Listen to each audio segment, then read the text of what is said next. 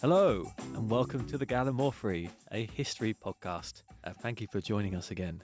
My name is Will, and I'm joined here by Nick, who has turned up today. I'm back here with you, which is the only reason I keep living. That's the important thing, isn't it? Yeah. Yeah. I mean, your life is basically riding around on your little bike, and then coming to see me in this glorious basement, which has been tidied. So that's quite nice. It looks amazing. I wish we could show the listeners, but then they'd know where we are, and we'd just get rushed. They would. We just don't have enough carpets. We can't sell carpets to that many people. No, we really can't, and I can't because I'm not in the business. No. So, but anyway, they're not here to listen to us talk rubbish. I mean, we are going to talk rubbish, but we're going to talk rubbish with a little bit of fact, hopefully. Yeah, a fair amount of rubbish. Yeah, we've actually had a bit of listener feedback. Have we? Have we? Ooh. This is a rare occasion. It seems to be from somebody who's mistaken us for a pub. Oh, right. Okay. Okay. Are they going to send us beer? No, they're going to send us their latest psychedelic rock lounge jazz act. Oh, brilliant. So that'll be nice. I've just gone back saying, maybe he can redo the theme tune. I said we're a history podcast, really, but I'm sure we could squeeze in some psychedelic rock lounge jazz. Which brings us not perfectly and anyway onto our topic of today, which is obviously to do with that famous psychedelic rock financial organization / energy company. Yes. You may know them better as Enron. Now, some listeners may know who Enron are. We are now looking over 20 years ago.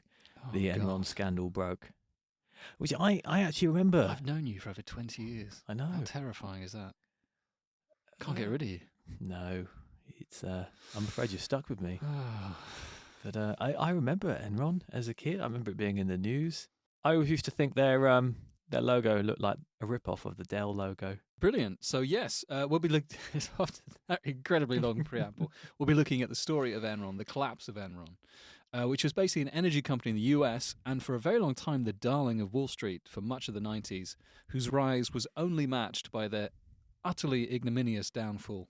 So you have corruption, love affairs, cash grabs, and incredibly dodgy accounting. You know, it has all the hallmarks of a juicy Mills and Boon, but with added balance sheets to really spice it up. What more could you want? Yes. Less stable boys than Mills and Boon, though, and more accountants. Less ladies of the house. Well, unless you were one of the executives who did enjoy a certain. They did like a lady of of the house. Ladies. Yeah, not so much the stable boys and the horses, but stable girls. Stable girls, although probably unstable girls, to be honest. Anyway, that's another issue. So there's actually a funny enough quote that pretty much sums up Enron here, and it's by one of the a friend of one of the former executives who worked at Enron. Corporate culture was such that you never said no to a deal. It was, how do you make the deal work? Not, is this a good deal or a bad deal? And no one wanted to be seen as someone who said no to a deal.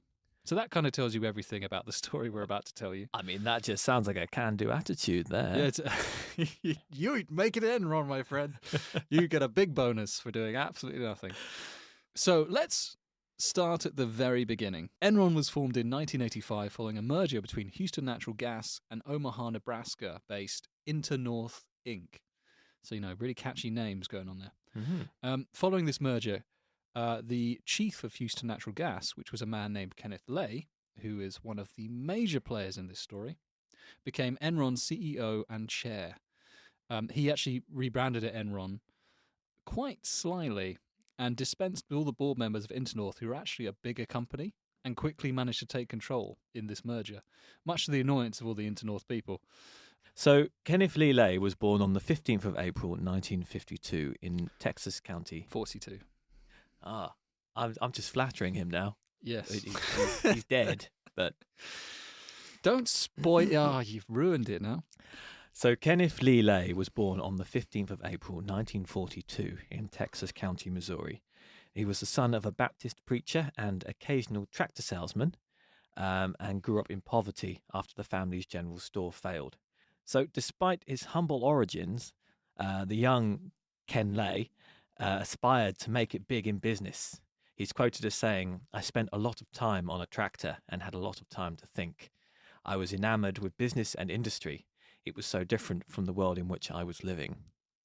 Lay later went on to work for a company called Humble Oil from 1965 to 1968 as an economist, that famous art field, in the corporate planning department while studying at night for his doctorate in economics.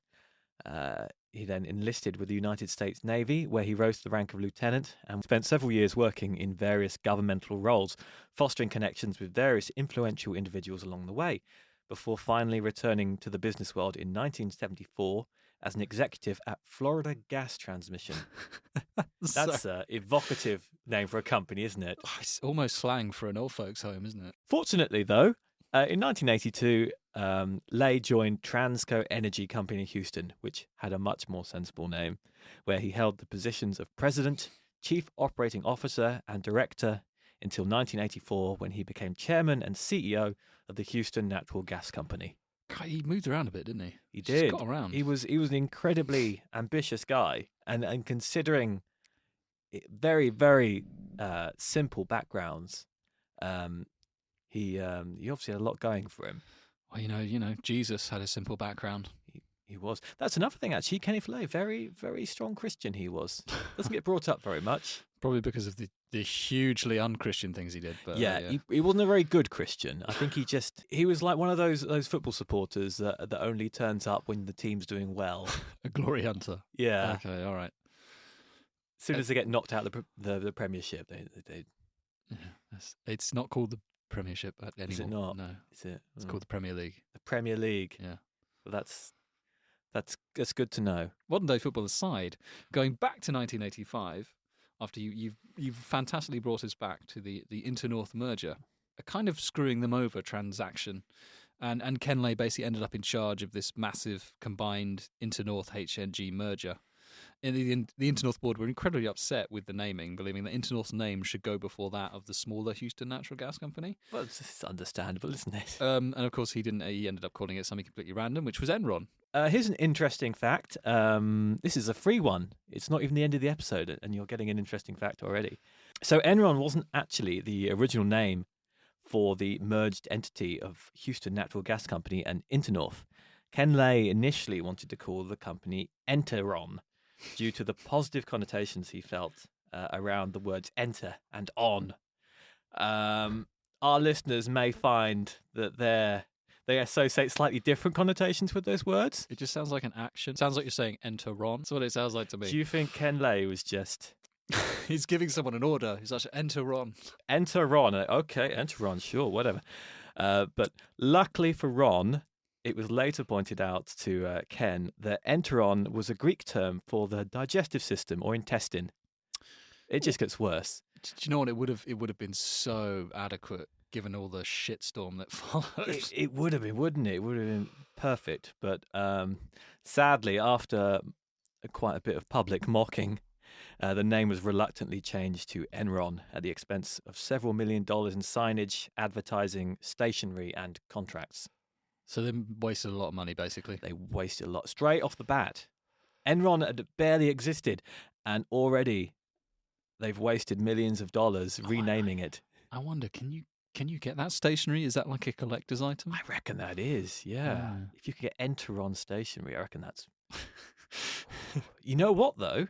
Enteron... It just makes me laugh hearing it. I know it's silly, I know it's childish, but it just makes me laugh hearing that name. Enteron.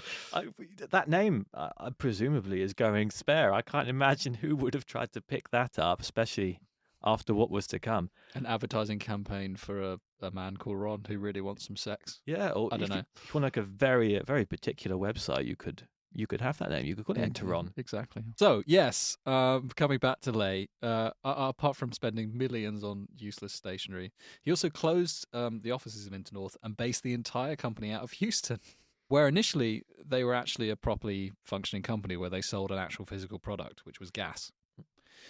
Gas? Yeah, What's that got to do with Enron? I know. It's funny enough, they were an energy company, Yeah. and gas has that reputation of being a sort of very clean, positive fuel because it's the least CO2 emitting out of all the horrible fossil fuels that we use to function society. I mean, I can't really vouch for other countries, but I think gas became quite prominent in the UK around the 80s after they found it in the North Sea. Yes. once they realised they had their own energy supply. Just funny enough, on Lay himself, he moved around a lot when he was younger. By the way, I encourage you to look up a picture of what Kenneth Lay used to look like, because he looks just like. Do you remember was it Elmer Fudd? Oh yeah, Elmer He Fudd. looks just like Elmer Fudd. Oh. He's ridiculous looking. May he rest in peace. Lay was an Elmer or Ken? both. Lay was an old friend of the president of the United States, in George Bush, as in the first George Bush. Yeah. He was a bad president, but not as bad as George W. Bush. George the First. George the First, yeah. And he ended up contributing, along with his executives, more than $500,000 to George Bush's various campaigns. That's very generous of him. Yes. And more specifically, the White House would later come to face lots of questions about numerous meetings between Enron executives and George W. Bush's vice president, Dick Cheney, that took place in 2001, when the Bush administration just happened to be formulating U.S. energy policy. I wonder if there's anything nefarious there. But, I can't imagine. George W. Bush, he never did anything nefarious, did he? No, never. No. Lay, by contrast to his humble origins, overcompensated for this when he did get money, because he was an absolute massive showboater. He used to donate to lots of charities. He was kind of seen as sort of almost in his Christian ideology world, was seen as sort of a messianic figure. Who looked like Elmer Fudd. Because of his donations to charities, because he set up institutes, he was a patron of the arts. He had money and he used to throw it around like candy. However, despite being the CEO of Enron, he didn't actually own it, but he treated Enron like it was his own personal war chest to do with what he wanted. So, Enron had a fleet of company jets, for instance, and he basically used these as personal transport for his family. There's quite a good anecdote of some Enron executives who needed to use one of the company jets to get to some meeting or other, and they were told they couldn't because Ken Lay's family had already booked them all out for some kind of personal reason, holiday or something. Can you imagine that? You turn up for work, it's like, oh yeah, all the company cars are gone. Why? Oh, because Mrs. Lay fancied a shopping trip to Mallorca. I can't even borrow the company van for a trip to IKEA. Anyway, coming back to Enron Story. So we know a little bit about Lay. We know he is this sort of very hyper-ambitious man who wants to make Enron into this successful energy company. So he's got ambitions, he loves money, and he loves making money. Which brings us to the first Enron scandal, which only took a couple of years to formulate. And that is something called the Valhalla scandal.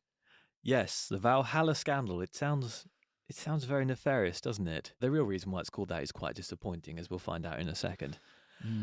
But while most Enron divisions were struggling under Lay's slightly ropey command, a branch based in the town of Valhalla in New York was doing surprisingly well. And by surprising, I mean the kind of surprising that really should have warranted some mild suspicion from head office. Mild suspicion. Mild suspicion. It's like seeing something on fire in the distance, just thinking, oh, it's fine.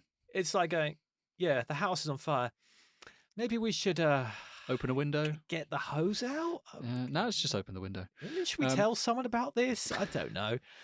But just to point out, actually, Enron wasn't just one company. It was a collection of different divisions, if you will. So there was the main Enron company, and they had all these sub-companies underneath them, which were run separately, but also as part of Enron as a whole company. A bit like Unilever, how they own all these brands, for instance. And then I'm struggling to think of any Unilever brands. Dove. Let's go with Dove and other things like that. Yeah. I'm sure they own more than Dove. Yeah. Maybe they don't. Maybe Unilever is just a vehicle for selling Dove. Well, it is a good product. Flora margarine. I think that's Unilever. Yeah. Is it Unilever? Unilever? It doesn't matter. Stop giving too much airtime. That's my fault. I apologise. Buy Unilever things. You ever seen what Nestle owns? Nestle just own everything. Oh, and they're evil. They're evil. But how can you avoid a company that owns everything you like? Start your own company. Do you know they own Toffee Crisp? Oh, man. Who owns Milky Way? Nestle. Oh, man. It's Nestle all the way down. It's my favourite chocolate bar. Milky Way. I love a Milky Way. Is it because it takes me out? I can imagine I'm in space. Anyway, You could if you grew your hair out and got a cowboy I costume. can't grow my hair out. I've barely got any hair as it is. You could look like a sort of adult Milky Bar kid. That's Milky Bar. I like Oh. Milky Way. Oh, Milky You Way. get it right. Oh, that's Mars. Oh, yes. You're okay with that? That's Mars. Yes. Good Well, old They're probably evil as well. good old Mars. I don't Anyway, know. in 1987, two of Enron's top traders at the time. Is he Louis Bourget or Louis Bourget? That's why I paused and handed it over to you. So in 1987, two of Enron's top traders at the time, Louis Bourget and Tom Mastroni, were currently operating out of Valhalla as part of Enron Oil Trading, and were by all accounts absolutely smashing it. Can we just remark on the fact that there is a town in New York called Valhalla? I know, Valhalla. What do you think? Freaking awesome where they come from. What do you think the town of Valhalla's like? It's got an oil trading. I'd imagine it's paradise for Scandinavian people. I guess it's because America is such a big company. America, I guess it's because America is such a big country. You're not wrong. No. You're not wrong there, actually. But they sometimes you hear these sort of American town names and you think you came up with that in a hurry, didn't you? I expect you'd live in one of the many Jacksonvilles Oh, across definitely. the United States. Jacksonville, Missouri, Florida. Florida. I don't know. There's probably one in California. I think there's one in California. There's a Williamsburg. Maybe I live there. Unfortunately, as with most success stories relating to Enron, it was fraud all the way down from the top to the bottom. As well as apparently being an oil trading genius, had also been fraudulently diverting profits to offshore accounts. And when the auditors eventually uncovered the scheme, Lay was surprisingly unfazed, shall we say. In fact, he didn't punish them or anything. He chose to allow them to continue as long as they kept making him money. In fact, he even sent them a letter saying, please keep making us millions. They were basically robbing from Enron, skimming it into their own private companies, and Lay was basically saying, that's fine, mate. That was basically Enron for you, though. It Yeah. was just keep making money. It doesn't matter what you do. But they weren't making money. They just made it look like they were making money. I know. There's a difference. Yes, there is a difference, and that difference would come to light quite shortly. This tone would later change slightly when Enron found out that the traders had not been quite as successful as they appeared, having quietly dug the company into nearly $1 billion hole when they were finally let go. Enron was quickly saved from bankruptcy by the timely intervention of executive Mike McElroy, who managed to bluff the market long enough to recover Bourget's trading losses and prevent a margin call. Lay later denied having any knowledge at all of this wrongdoing. So only one of these was jailed. Mastroni, who sounds like a bit of a soup, after he pled guilty to 2 felonies. The other one got off basically scot-free. I guess he wasn't quite so super after all. Oh, you're straining for a bit of humour there. It's one of those topics, isn't it? You take every chance you can get. Yeah, you spoon it in. So after this, herald the arrival of the next messianic saviour of Enron. So you've had Mr. Lay. Now we enter in the second player who ultimately could be argued is the pivotal figure in all of Enron's business affairs going forward for the next, until the company folds in 2001. So enter Jeffrey Skilling. So we know Enron wasn't doing great. It wasn't actually earning him money. In fact, it was losing money quite terribly through stupid things like rebranding their stationery, through allowing scandals in oil companies to carry on. So they basically reached out to McKinsey & Company, who are a massive consultancy company who help businesses basically make profits and get better. And they started working with them in 1987. And Jeff Skilling was one of the consultants seconded to the account. And he basically went to them with an idea, what he called the gas bank, which contractually guaranteed both the supply and the price of a gas to a network of suppliers and consumers. Enron would not be a broker, but a banker. It would buy and sell the gas and assume the risk involved, and would make money on transactions much like an investment bank would. So this was the crux of his idea. Unfortunately, when he presented it to a meeting of about 25 Enron executives, with only a one-page presentation, because he was confident like that, it's like, I don't need to tell you much about the detail, I just need to tell you my idea. Almost everyone basically said, this is a stupid idea. And after he left the meeting, he walked to the elevator with Ken Lay, who basically just said, it's all right, son, let's go. So, he had the backing of Lay, but everyone else thought it was a dumb idea. Yeah, and somehow Somehow this wasn't seen as a red flag. You're absolutely right. In fact, the gas bank was implemented, and although it wasn't an overnight success and lambasted by every other executive, Skilling joined Enron in 1990 to see it through in a new division called Enron Finance Corp. But obviously, Skilling and Lay realized that the gas bank couldn't work unless it had a trading component. And so myriad trades were needed to build the market that would make the project go. But by buying and selling enormous quantities of gas, Enron not only constructed a market, but instantly came to dominate it. So they had the best contracts, the best intelligence, and the best access to supplies. How could they fail? So under Skilling's leadership, Enron Finance Corp soon dominated the market for natural gas contracts. With its market power, Enron could predict future prices with great accuracy, thereby guaranteeing superior profits. Coincidentally, but not inconsequentially, the US economy during the 1990s was experienced the longest bull market in its history, so there was aura of positivity around Wall Street. Just to clarify that, if you don't know what a bull market is, I think I know what a bull market is. No, you don't, do you? I think I do. What is it then? It's like a big pen, isn't it? With all the male cows and you wave a little sign to say what you mean a bull? Yeah, that's what a male cow is. You go home with a bull. No. So, but do you know what a bear market is? Oh, actually, that's a It's stupid very question. similar. Funny that you ask. Very similar, slightly different outcome. Yeah. I mean, what would you rather be stuck in a pen with a bear or a bull? I'd probably say a bull. How angry is the bull? I mean, it's in a pen. Is it a panda bear? No. Oh, No, it's not a panda bear. that changes if it's a panda bear or a polar bear. Essentially, a bull market is when the market is high and everything's going well and profits are on the up and everyone's winning. And a bear market is the opposite. This is why there's a statue of a bull on Wall Street, isn't there? There's actually one in the city of London as well. Oh. Yeah. It's a universal. I thought bankers just loved cows. So essentially, the reason why it's called a bear and a bull market, just very briefly, is because of the way the animals attack their prey. Mm-hmm. So when a bull charges at you, it's got its horns raised, hence stocks go up. It's a bull market. And when it's a bear market, they swipe at you downwards with their claws because obviously they stand up and make themselves tall. So, it makes all perfect sense. Perfect sense. Yes. Absolutely perfect sense. Yes, perfect sense, so long as you're a banker. Or a zoologist. Or a zoologist. Yeah. Or a farmer. I don't know many bear farms. Or Leonardo DiCaprio in that film where he got mauled by a bear. Oh, God, that film was so long. It was long. It was a very depressing film as well. It was. It was funny when he got attacked by the bear. But that was a good bit, wasn't it? Coming back. When he got attacked by the bear. It kept coming back. Just like, oh no, I'm done now. Oh no, I'm coming back for some more. It was just... You just add the Benny Hill theme and it would have been hilarious. It would have been slightly sped up.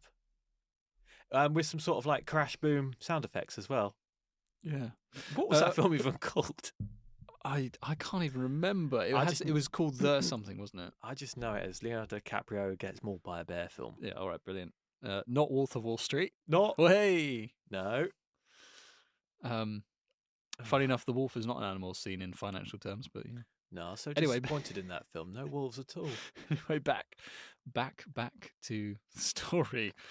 So yes, this was during a period when the US was experiencing its longest bull market in history. So there was an aura of positivity around Wall Street. Funnily enough, this was also around the time that deregulation of the gas industry had come into effect, and Enron were all about that deregulation. The less rules for them, the better.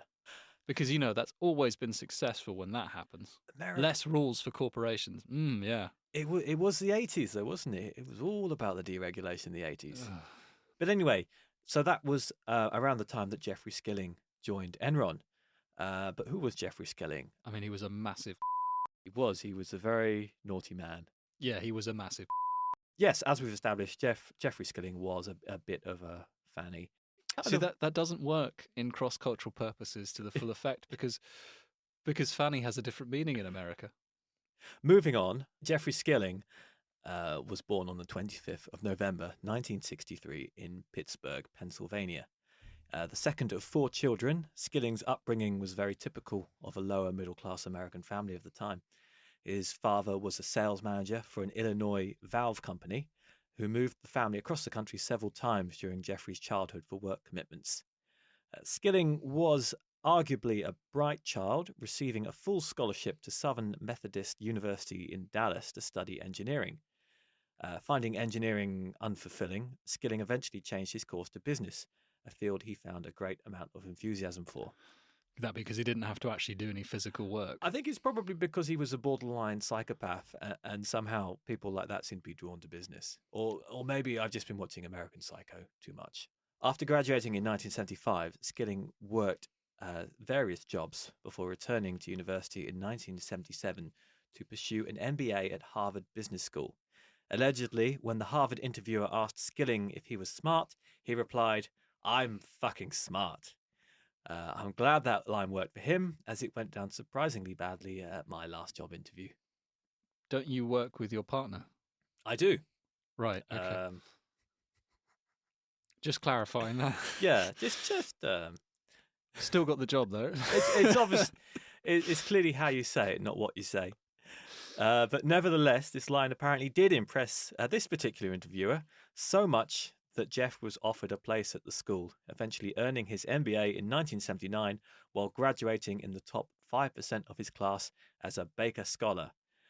Baker Scholar, looked it up, apparently not as cake-related as you'd have hoped. So no sort of assorted bread products. Worst kind of Baker Scholar. But nonetheless, I guess Jeff Skilling was pretty fucking smart after all. Still a massive though.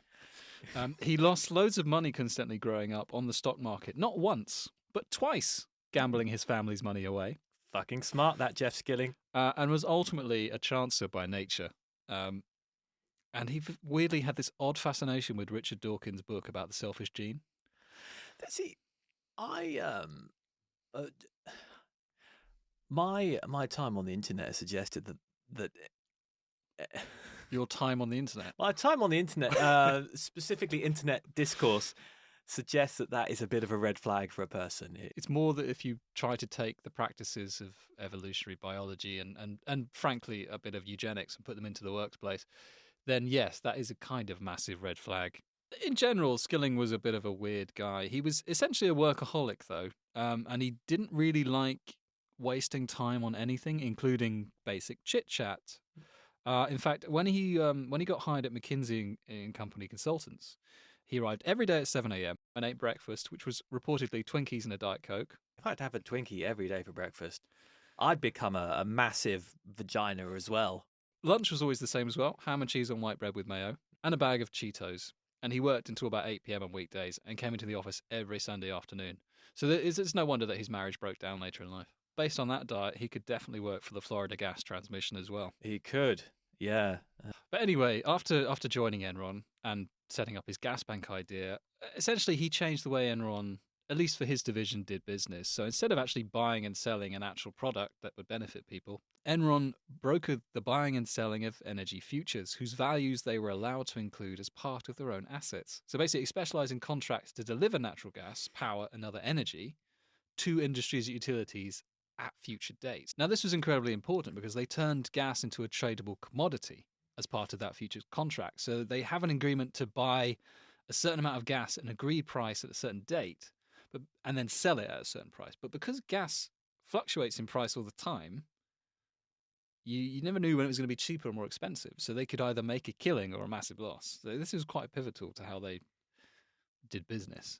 Obviously, changing the business practice is one thing, but he also fundamentally wanted to change how they reported selling. So for Enron, when he came in, he was all about being seen on Wall Street as a big player. And he wanted Enron to be seen as the company that Wall Street loved and depended on. So intrinsically, when he came in, he tied the value of Enron to the stock price. So the stock was the be-all and end-all. The stock price needed to be high. So in order to do this, he brought in a completely new way of doing their accounting, something called mark-to-market accounting, which no matter how many times I read it, I look at it and think, in what business could this possibly be useful? It's completely ripe for abuse, and they abused it like nothing else. Mark-to-market accounting essentially allows a company to declare the profit for a contract at the point that it is agreed. So if, say, you agree that a certain amount will be paid over a certain number of years, you can, rather than claim a little bit each quarter, you can just lump all that together into one profit and write that on your books. A more fitting analogy might be, if we sell you a carpet for your living room and we decide, oh, well, you'll probably want to do your bedroom as well. So really, eventually we're going to profit from the bedroom and the living room, and then we'll do the kitchen, and then we'll do the bathroom. So we'll just declare all of that right now to our shareholders. Yeah, it's basically a license to print money in a way. If you're doing it properly, you're supposed to declare profit and loss over time as the money coming in fluctuates. But of course, if you failed to declare those losses, all you'd have would be the profits. Exactly. And they received official confirmation from the US Security and Exchange Commission in 1992 to change their accounting to this process. But it's okay, though, because they had a letter from their accountants, Arthur Anderson, saying this was absolutely the right thing to do and the most appropriate way for Enron to record their accounting. But, when they say we will make 50 million over the course of 10 years, they might well make 50 million. It's just unfortunate that they decided to put, we've made that 50 million on the very first day of the contract. And for a company that deals in energy prices, which constantly rapidly go up and down, it's a bit of a dangerous way to play. Because this brings us to the idea of fair values. Fair values are hard to determine. Jeffrey Skilling would refer to the numbers Enron had produced as black box numbers that were difficult to pin down due to the wholesale nature of Enron, but assured the press that they could be trusted. But essentially, fair values, it's sort of down to the trader to forecast how much this contract would be worth during its lifetime. And if you had an honest trader, you would probably get an honest fair value. I'm sorry, honest trader. Well, that's where I'm going, isn't it? Right. But if, say, you were the kind of trader who was working for Enron in the 1990s, I'm trying to think of an honest trader. I'm struggling. The word fair in fair values. It's a bit like saying a good estate agent. It's a bit like that, isn't it? Yeah. Or at very least competent. Competent, honest estate agent. You'll never find it. No, you wouldn't. No. It wouldn't last 10 minutes. When we say fair values, the word fair is very heavily within inverted commas. The truth was, however, that Enron was vastly overestimating the value of profits while underplaying the losses. In an effort to hide these losses, Enron created a number of special shell corporations known as Special Purpose Entities, or SPEs. The majority of the SPEs were private corporations that only existed on paper. Therefore, any financial analysts or reporters who looked into Enron's finances would not know that they existed. Now, we'll come back to SPEs a little later on because they're essentially tied up and were kind of in part created by another Machiavellian figure that we'll introduce a bit later called Andrew Fastow. But before we come to him, we'll just delve into a bit of the corporate culture of Enron, because corporate culture is one of those things that every big organization of business goes, oh, look at us, we're all about integrity, respect, honor, which I think, funnily enough, was Enron's code of conduct. Yes, they called it RICE, and this was Enron's key corporate values. It stood for respect, integrity, communication, and excellence. Very similar to our own values at the Gallimaufry. Rage. Certainly not excellent. Incredulousness. Crap. Enter on. Anyway, the corporate culture that Skilling decided to instill in Enron was, by modern day standards and old world standards, an absolute shit show. He basically made greed the be all and end all of the company. Because as part of the culture, every employee was graded. So you remember at your school you get an A or a B. Here it was a rating system of 1 to 5, and 1 being the best, 5 being the worst, and there were different categories for the not necessarily based around respect, integrity, excellence, but how they make deals. However, the rating system was inherently evil because by design there must always be 10% of all of Enron's employees that were getting 5s, and 5s were the worst you could get. There were frequent and regular performance assessments of written feedback reports from bosses and colleagues as well of different employees. And there would be marathon sessions of ratings that would take place at local hotels where panels would debate and rank each employee whilst in front of everyone else, and their photo was projected on a massive screen. So, it really knows how to make people feel welcome and loved. So, yeah, as we said, there were categories like teamwork, communication, etc. But what really counted was the bottom line, how much money they were making. So it didn't matter how much of a total psychopath you were, as long as you were making money, mate, you would have a job. Yes. In fact, there was one executive that said, if they were making money and being total jerks, we'd forgive that. Lovely. Yes. So not a toxic environment whatsoever. No. And the funny thing was, making a deal became the only thing that mattered at Enron. It didn't matter if it was a good deal. It just mattered that it was a deal and you could write it down on the sheets. And even though there were parts of Enron that made money, they would eventually be gotten rid of by Skilling because they weren't conforming to his purist ideology of trading and business practice. And this, as we've mentioned, the stock market was the be-all and end-all. So with Skilling's encouragement, the traders soon came to see themselves as Enron's true elite. The culture that evolved allowed the traders to justify making money in ways companies should never countenance. Because the traders thought they were creating a new world, the traders saw themselves as mavericks and the rules not as guidelines to be respected, but as mere conventions to be gotten around in whatever creative fashion they could devise. So you have this weird, horrible corporate culture, which is driven by this idea of having this great stock price, but it's also driven by the fact that they really want a good rating from Wall Street. So most Wall Street firms have, at minimum, an A rating. The best rating, held by about a dozen companies, is AAA. We're not talking about the people who come and collect you when your car breaks down. That's the AA. It's not AAA. I know, but in America they call it AAA, don't they? Do they? They do. Is it American Automotive? That must be. I don't know. Weird. Yeah.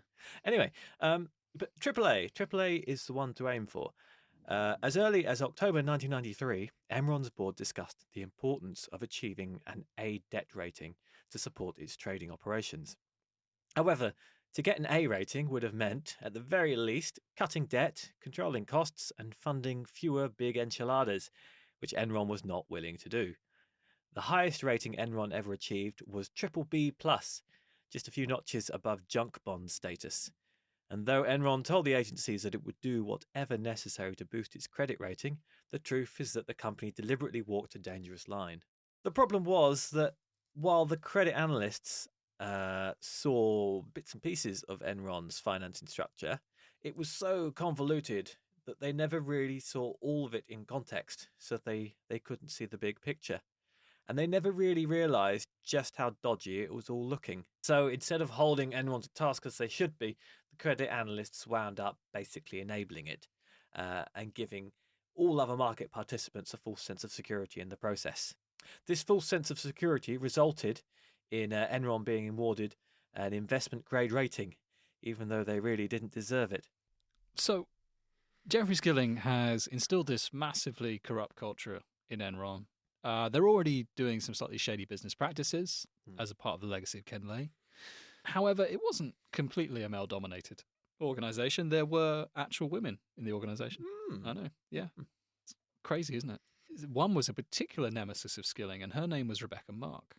She was in charge of running Enron's international deals section. So it was another organization within Enron. And they basically went around the world making energy deals to different companies to buy power plants, build up infrastructure, etc., etc. Actual useful things that people can depend on. So obviously, Skilling hated this. Like, why would you have physical assets that you have to keep, upkeep and etc.? And he long considered Rebecca Mark his rival for the CEO job when Lay retired. And so Mark, for many years, was actually the poster child for Enron. She was young, attractive. She was aggressive in a business sense, not in the I'm going to deck you with my fist sense. Her nickname was actually Mark the Shark. Mark the Shark. Mark the Shark. Is that a nice nickname? Sharks are lovely creatures. I guess it's because not much rhymes with Rebecca. Rebecca Schmecker. double-decker. The double-decker. I, again, might have a different connotation entirely if she had that nickname. Rebecca the Woodpecker.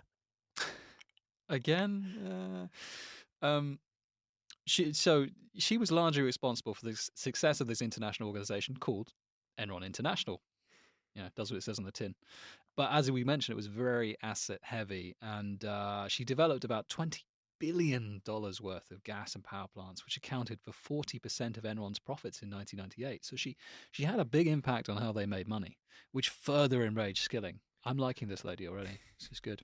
However, because she was basically bouncing all over the world trying to juggle a million different balls, important details fell through the cracks. And while Enron International executives love putting deals together, they weren't necessarily good deals, as we've mentioned. So just because you make a deal doesn't mean it's good, but in Enron it didn't really matter. So they'd make these deals, but then no one would then manage them after they made them. So even the ones that died and didn't actually progress once they'd made them, they still remained on the balance books. So the corporate culture basically ended up with people going, right, I've made the deal, job done. That's me, done. It doesn't really matter from here on. Deal's done. Doesn't matter if it succeeds, if it makes money, if it fails. I just made the deal, so I can go off and do something else now. Exactly. So even though you had these business practices being practiced all over the business, like everyone's responsible for this. Like Mark doesn't get out with any less blame for what happened at Enron than Skilling does. I think it's easy to overlook the facts and see Mark as kind of collateral, but her hands were just as dirty as the others. Oh, they get much dirtier. So, for one instance, one accountant says that Enron spent $18 million trying to build a power plant in Vietnam. That project was then cancelled, but they still booked it as an asset on the balance sheet. And they came to call these snowballs. And usually the rationale that there was no official letter saying the project was dead, so therefore officially it wasn't. And Rich Kinder, who was a long-time Enron executive, in fact, he was the chief operating officer until 1996, which we'll go into in a second, he had a rule. Every snowball had to stay at least under $90 million. This one in particular ballooned to over $200 million. And funny enough, despite the fact that Rich Kinder knew all this was going on, he was quite possibly the only good egg of the bunch. See what we did there? Thank you. In fact, he was driven out from the coup and now runs his own successful energy company worth billions. Funnily enough, for a man with such a friendly, chocolatey sounding name, Kinder had been nicknamed Dr. Discipline while at Enron for the steel grip he maintained over cash flow and expenses. You can probably see why it didn't work out between Kinder and the rest of Enron. So Dr. Discipline, Mark the Shark, it's like a really shit Marvel lineup. It is. It's just, oh man, I hate these people more and more. Swiftly moving on, Richard Kinder became the chief operating officer in 1990 and managed to keep the company more or less going through the 90s and was actually in line to become the CEO once Lay stepped down. Now, Lay was due to retire in 1996, but he had anticipated getting a job in Washington after doing all his hobnobbing around there, being friends with, obviously, the Bushes and the other sort of nefarious Republicans. However, he didn't get the job in Washington he wanted because it was a Democrat government and they were less sort of welcoming of him. He'd forgotten to pay off the Clintons, had he? Yes, basically. So Lay returned and remained CEO. But he did this with some very underhand tactics. Now, he and Kinder are actually good friends, and they went back to the origins of Enron. That he'd been there since the origin. And not only did he return to take back his job, but he badmouthed Kinder to the entire board, using actually Kinder's affair with his secretary, saying, oh, he's not of good moral nature if he's doing that, despite the fact that Lay had also done something similar, basically exactly the same, about 10 years earlier, I think, which effectively forced Kinder to resign. Unfortunately, this precipitated the rise of Skilling into the role of chief operating officer, and this is where it really goes downhill. But before we get to that, this rush to do deals is in part driven not just by the culture of Enron, but also by, coming back to Mark, by her just unbridled optimism. She was incredibly positive, which is probably why people liked her. She was like, in the sense that people say you shouldn't do a bad deal, she would go, we can make this deal good. So she had an insatiable optimism that was just crazy. And probably completely incompatible with the way Enron was going. Exactly. And this led to one of the, initially a great achievement, and one that would come back to continually haunt them right up until like the 2000s. And that was Dabhol in India. So they built a massive gas-fired power plant in 1992, or they began to. One of the largest supposedly ever constructed. So she took them into a new market. She had managed to negotiate really low import taxes. And despite numerous lawsuits and about 3 changes in government, managed to get the damn thing constructed or started construction. But the time and expense needed to make it work did not mesh with Enron's goals of making a quick buck and not really dealing with any assets. And Skilling's impatience with Mark only grew. He really hated long-term projects and he wanted a quick buck. And this will come back to haunt her later, but which we'll come back to. So Ken Lay, together with the now COO Jeff Skilling, were desperate to keep Enron's stock up in the face of some quite disastrous financial conditions. The solution they came up with was more deregulation of the energy industry. By now, Enron had become a major political player in the United States and was able to successfully lobby for the deregulation of the energy market. This was helped in part by Lay's connections with various influential and political individuals, such as George H.W. Bush and his family. Bush's son, the future President George W. Bush, apparently even had an affectionate nickname for Lay, Kenny Boy.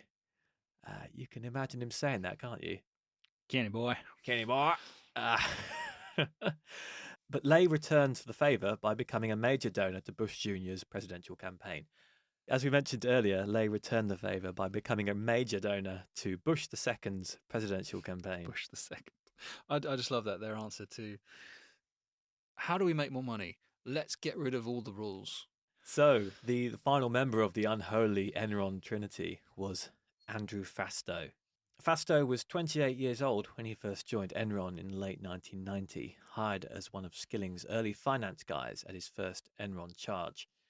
Skilling wanted him precisely because he knew how to set up complicated financial structures, specifically securitizations. Fastow became Enron's wizard of sorts, creating a giant illusion of steady and increasing prosperity.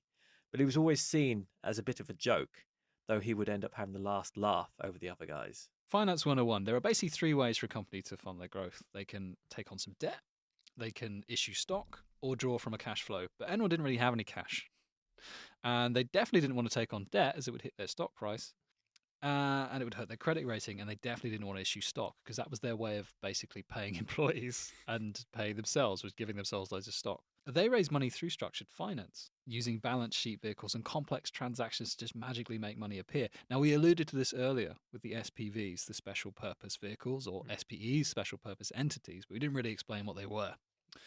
And they're basically a bunch of shell companies where they just transfer debt around. Enron would sell gas to a company who would buy it and give them the money for it and then sell them back to a lower price later on.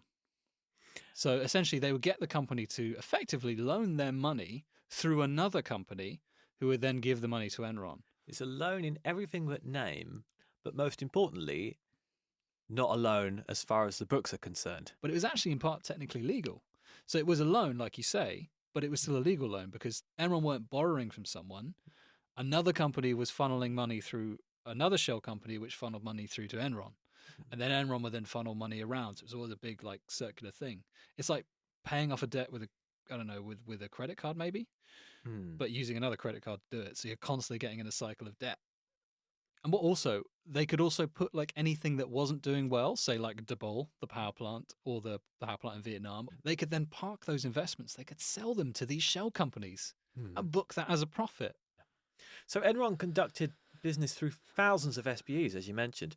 The most controversial of them were LJM Cayman LP and LJM2 Co-Investment LP, very snappy titles there, which were run by Fastow himself. When you look at some of them, they have sort of names like Jedi or Raptor. So I guess he was having a bit of a slow day when he came up with. See, this is why no one liked him at Enron, because he was a bit of a nerd. Yeah. It's like, oh, Star Wars boy. If you call it Jedi, they're going to think you're a nerd, aren't they? Call it like Chicago Bulls. I don't know what blokey Americans talk about. You started out well. Yeah. Chicago. Yeah. Bulls. Yeah. That is an actual sports team. Well done. Yeah. I know it. I know about sports. So from 1999 through to July 2001, these LJM entities paid Fasto more than $30 million in management fees, far more than his Enron salary, supposedly with the approval of top management and Enron's board of directors. You'd think there'd be a conflict of interest. You would. You would. And someone did actually point out a conflict of interest. Yeah. Yes. Unfortunately, he was fired for it. Oh. So, there was accountability for him. No, well, clearly there was no conflict of interest. As Fasto was the one running these LJMs and in charge of where the money went, he was able to rope in 51 investor groups and raise capital commitments of $392 million, almost twice his original goal. He was literally doing what the oil people were doing, like almost similar thing, what they were doing in 1987. Like he was siphoning off money for his own funds, but he was doing it in full vision. And even though some people objected to this, they were just told to shut up and go away. Well, if anything, the lesson to take from the Valhalla scandal was it doesn't matter as long as you keep making money. In 1999, Enron launched this Enron Online, or EOL, a virtual trading platform for energy futures. Another idea of Skilling's, EOL was the first web-based transaction system that allowed buyers and sellers to buy, sell, and trade commodity products globally. The main commodities offered on EOL were natural gas and electricity, although there were 500 other products. Of course, whatever the commodity, Enron were always the broker and almost always either the buyer or seller, and were sure to take their cut from every transaction made. And of course, as before, they used mark-to-market accounting because it worked so well for them in the past. And this was utilised to make the balance sheets look better than they otherwise would, as well as how the company's profits were projected. The company may have appeared to be doing astoundingly well, but that was only because Andrew Fastow and Skilling wanted it to look that way. Skilling even got rid of profitable ventures such as Enron Oil and Gas, or EOG as everyone at Enron called it. Though it was a separate company with its own publicly traded stock, EOG was, in effect, Enron's in-house oil and gas production unit. Enron held a majority stake in it. You could not find a better run part of Enron. Under CEO Forrest Hogland, EOG's production had tripled and costs had been cut to the bone. It had long provided Enron with both cash flow and profits, but Skilling didn't like Hogland, and the company split in 1999. So just imagine that after the massive Valhalla scandal, this guy comes along, turns it into possibly the only profitable and, dare I say, the most transparent part of the business. And even though you're doing really well, you get told by your chief operating officer, "I don't like you. You should go. You should be more dishonest. Yeah, you should trade something that's not real, like the weather." They actually traded the weather at one point. What are you doing, Forrest Hogland? Trading real, physical, tangible items. Returning to Mark, though, around this time she was about to be forced out. Key executives left, divisions were dismantled, but she stubbornly remained. So, Lay and Skilling gave Mark her own company, Azurix. Despite Skilling's contempt for asset-heavy businesses, Enron spent more than $2 billion to buy a British water utility that could serve as Enron's entry into the emerging world of water privatisation.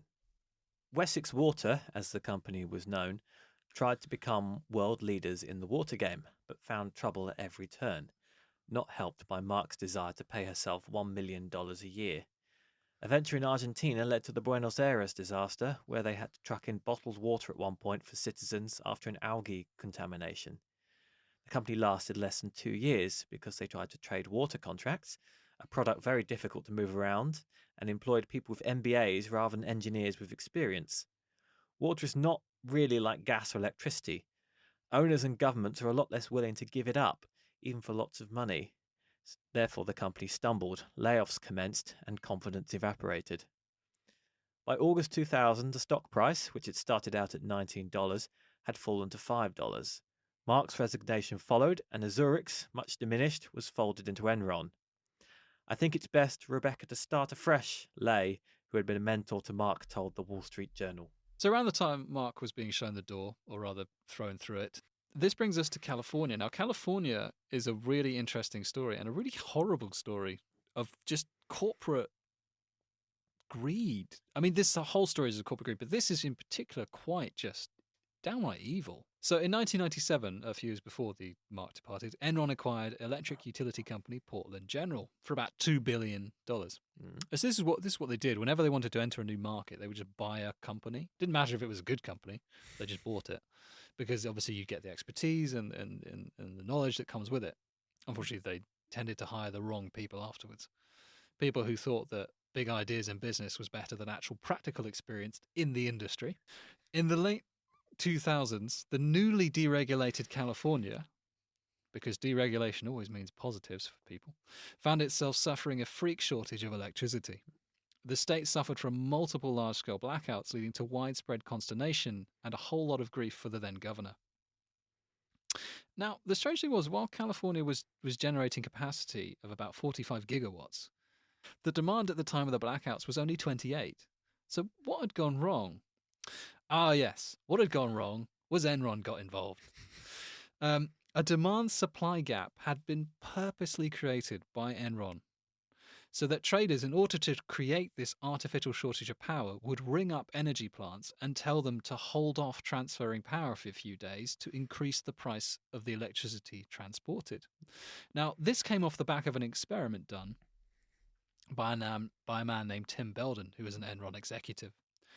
He called this the Silver Peak Electricity Experiment, where he placed a bid, and basically the way states bought power after the deregulation of industry was that companies would bid and say, I'll give you this much for this much at this time of day. And because it was like a live bidding thing, they just went with the cheapest they could find. So Belden basically put in a really low bid, and it got accepted, obviously. He was supposed to supply about 2,900 megawatts of power, but he chose a delivery method along a line that could only deliver 15 watts at a time. 15 watts? 15 like watts. Half a light bulb. Yeah. So the state, obviously, when it came down to it, and they said, where's our power? He said, oh, it's coming on this line. And so the state ended up shelling about $7 million buying emergency power. So around this time, California wasn't fully deregulated either. So they did get consequences for this. Enron claimed it was an experiment, claiming that this is a flaw in the system, you need to fix this. But they were still fined $25,000, which doesn't seem that much, considering the fact that they had to shell out $7 million to buy the power. No. After this, Tim Belden encouraged Enron to buy power in California and sell it back at extortionate prices, which leads us to the blackout situations. Yeah, there's even sort of allegations of people being paid to tamper with lines to effectively damage them so that they're down for a few days until the maintenance team can come out and fix them again. But don't worry, that's where the government step in. Oh, wait, no, because it's George W. Bush, who doesn't he know Ken Lay? Don't they have like a little like Kenny Boy connection? Oh yes, Kenny Boy. Yeah. Anyway, so $30 billion was spent by California over the course of 1 year trying to supply itself with power. All the while, people were suffering constant blackouts, failings because of this nefarious business practice. But George Bush refused to intervene. And of course, the person who was in charge of the Federal Energy Commission just happened to be a friend of Kenneth Lay, so nothing was ultimately done. Oh. Sad thing is, the governor of California, none of this was his fault, ended up shouldering a lot of the blame and losing the next election to some guy. I don't know if you've heard of him, Arnold Schwarzenegger. Never heard of him. Never heard of him. No. I hear he terminates things. Terminates. Oh, okay. Whatever that means. And this was really the beginning of the end for Enron. A lot of bad things were happening behind the scenes. They were underperforming international assets, dragging them down, including Dabhol, that 1992 plant where construction had halted, and India was basically refusing to pay for the power because it was too much. A deal to sell Portland General had fallen through, thanks to new state laws that were triggered after the energy crisis they had helped bring about. And this poor performance in California caused investors to suddenly start worrying, like, oh, is this going to affect my stock price? On top of that, Fastal's investments were going south. You know, all the investments he'd done through his shell companies and other assets were just not working out. And they used every possible trick they had to make it look like everything was fine after fixing a bridging loan with Arthur Andersen, who were their accountants. And basically, Arthur Andersen was supposed to act as a sort of risk management for Enron and for investors, but ultimately ended up being yes men. And even though they knew a lot of seedy things were going on, they never really said anything. And to top it off, the bull market had become a bear market. So things were dropping in price everywhere. You can't really say they didn't have it coming, though. So the questions began, at first, from short sellers filled by Zurich's talk and broadband trading. Then questions arose about the mark-to-market accounting. In short, when the glasses were full, people don't care. Knowing they were dwindling, it was the Spanish Inquisition. All this talk caught the attention of Jim Chanos. From a similar region to Skilling, he was the opposite in many ways. Conservative, cautious, and had a knack for truth.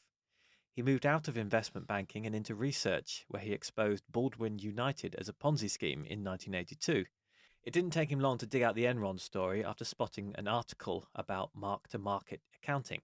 Jim Chanos had a conversation with a journalist named Bethany McLean, where he suggested she be skeptical of Enron, so she decided to go hunting. True enough, Enron's debt was climbing, despite it claiming massive profits, and upon closer inspection, it was selling assets and booking proceeds as recurring earnings. On the 14th of February 2001, McLean conducted a 20-minute phone interview with an irritable Skilling. By this time, Skilling has now become CEO. Lay has finally buggered off to retire. Basically, he ends up hanging up on her and being exceptionally quite rude to her. Now, his executives jump into action thinking, this looks bad. You've just told a journalist some very, very unsavory things. So Fastow calls her back straight away and offers to speak to her in person. So they all fly to New York and sit for 2 hours with her and Fortune magazine's editors to discuss the story of Enron. During the meeting, Fastow claimed that Enron could not reveal earnings details, as the company had more than 1,200 trading books for various commodities and did not want anyone to know what's on those books. He says, "We don't want to tell anyone where we're making money," which sounds like something a perfectly legitimate business might say to a journalist. Yes, the Del Boy of the financial world. As Fastow left, he said, "I don't care what you say about the company, just don't make me look bad." Ironically, that is the most Enron thing you could say. It was everybody for himself. On the 19th of February, the article was published, "Is Enron overpriced?" The stock began to fall, and when asked a question about a balance sheet by a man called Grubman on a conference call after the earnings release, he accused them of not providing a balance sheet despite asking. Skilling then fobbed him off before calling him an arsehole. Skilling's credibility then came into question. Arsehole, that must have been quite mild for Skilling. I mean, this is a man who, do you remember the whole California crisis we were talking about? During that crisis, he publicly went on TV and said, "We're on the side of angels." This is a man who has no concept of reality. What does that even mean, I on the have side no of angels? idea. Anyway, this is everything's starting to spiral now. You know, funny enough, you know Netflix? Yes. Enron had that idea. Did they? Yeah. They partnered with Blockbuster to create a video on demand service. Oh, that's very surprisingly forward thinking for Blockbuster. And the reason I bring this up is because they've still been going on a few years. They were trying to get people to get involved in it, and everyone was going like, "Why would a video rental company and a gas provider, energy provider, why are they setting up a video on demand service?" So this whole deal was still on their sheets, and they were still booking a profit from it. But people were starting to take notice, like, the stock's fallen to like the mid-60s dollars. This Blockbuster still isn't going well. There were other risky deals that weren't going well. Investors were getting itchy feet, and the stock was falling in price. Just 6 months after he became CEO and had that conversation with Bethany, where he was wonderfully polite and cordial, Skilling resigns. So we've mentioned before, like 2001 is when all the chickens are starting to come home to roost. All the deals are starting to fall apart. All the dodgy accounting is starting to fall apart. Skilling clearly can't hack the CEO role, despite him basically running the company with Lay only really as named CEO. He wasn't really doing anything late. But everything's falling apart. So he bails, obviously, because he knows what's about to happen. So when he resigns on August 14th, the stock price was below $40. Now, almost a year ago, the stock price had reached its highest point ever at $90. Mhm. So that's quite a slide. And if you're an investor, it's only going to make you panic. Lay comes in.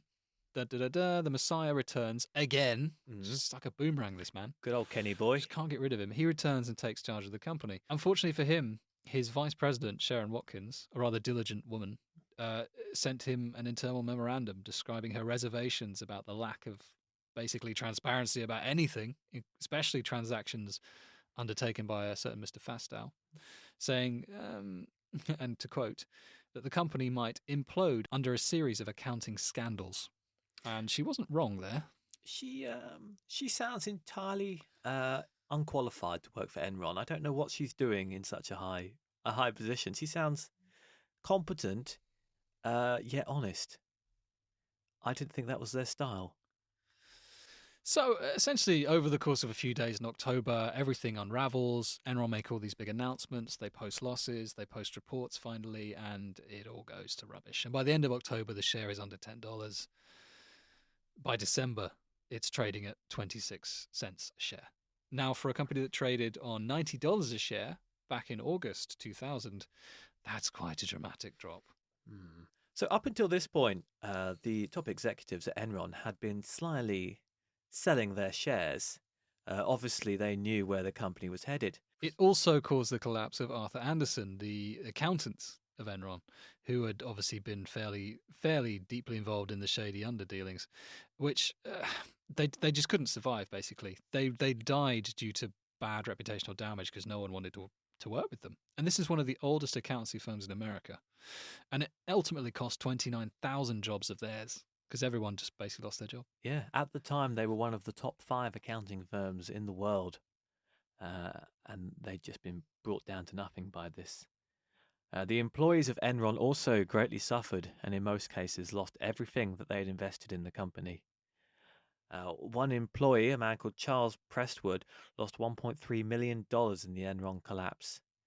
Money entrusted to the company in retirement savings or investments disappeared overnight. After the collapse, the government attempted to recover as much of the lost money as they could, but they couldn't recover all of it. For their sins, and rightly for their sins, Skilling and Lay and Fastow were obviously charged with a bunch of different crimes. Now, Fastow managed to weasel his sentence down because he basically ratted on everyone else. What a nice guy. Completely in keeping in character, though. Yeah. Skilling was ultimately charged with 24 years in prison due to mostly charges of securities fraud, but ended up serving only 12 and paid $180 million in fines, which doesn't seem that much for a company that scammed billions. Lay was charged with 45 years in prison. Now, considering he was already old, not looking great for him. But he actually died before the sentence was scheduled. He had a heart attack. That was well timed. Well timed. As we said, Fastow was sentenced to 10 years in prison with no parole, but served 6 and paid a fine of only $23 million. The government response was swift because it had to be. The Sarbanes-Oxley Act of 2002 was passed by Congress in response to widespread corporate fraud. A bunch of new rules for corporations, meaning they couldn't do all the naughty stuff that Enron did. It set new standards for auditors, so it couldn't. Arthur Andersen, like organizations, couldn't do what they did. It reduced conflicts of interest and transferred responsibility for the handling of financial reports outside of companies, or just made it more transparent. Of course, didn't really help in the next few years with the whole Lehman Brothers and collapse the housing markets. Lessons weren't necessarily learned very fast. No. Obviously, a lot of our information and research is based off Bethany McLean's fantastic journalistic work and her book, obviously, which is obviously called The Smartest Guys in the Room. Well, we all know about the smartest guys in the room. But I guess for me, it's just like how many people were in that room? Yeah. was it just them? The arrogance and the greed and the sheer just willful malevolence of it all just Yeah. staggers me. Yeah, and the fact these people ruined lives, and it was all for their own personal benefit, and they didn't really seem to care too much about the risk they were putting. And worse still, people like Jeffrey Skilling are back out on the streets, and he's trying to start his own energy company again. Yeah. Yeah. So that was the end of Enron, the end of Arthur Andersen, and the end of a lot of people's Hopes and dreams. hopes and dreams. Um, When are we going to pick a happy topic? it's history. It's rarely happy. Yeah.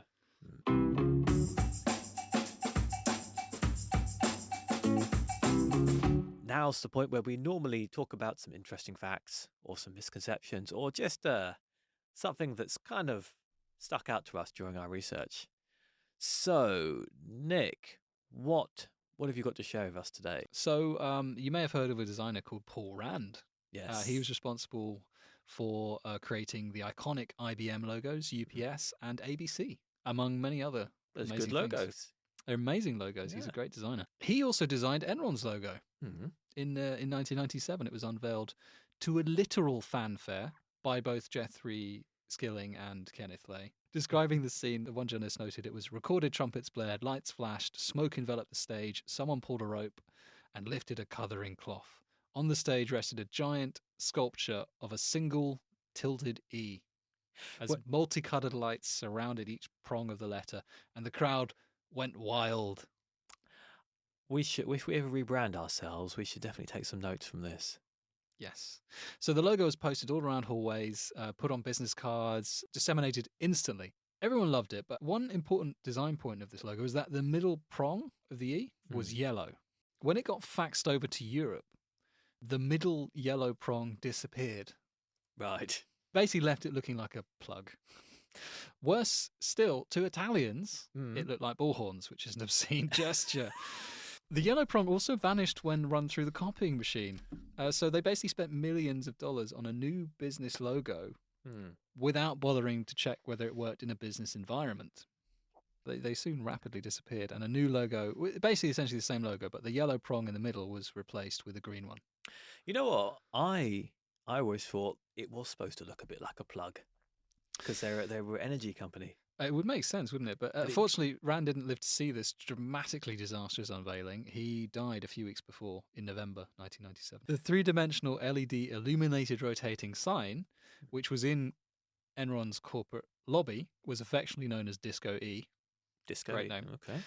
Was sold at auction for exactly $33,000 in December 2002, and it was sold to an unknown buyer in a grey Ferrari who has never been identified. What would you do with it? I put it in my garden. What about you, Will? Did you discover anything interesting? Something interesting I found was we mentioned earlier about the demise of Arthur Andersen and how it was linked to their position acting for Enron and not doing a terribly good job of it. And Enron's failure is obviously notorious. At the time, it was the largest corporate bankruptcy in US history.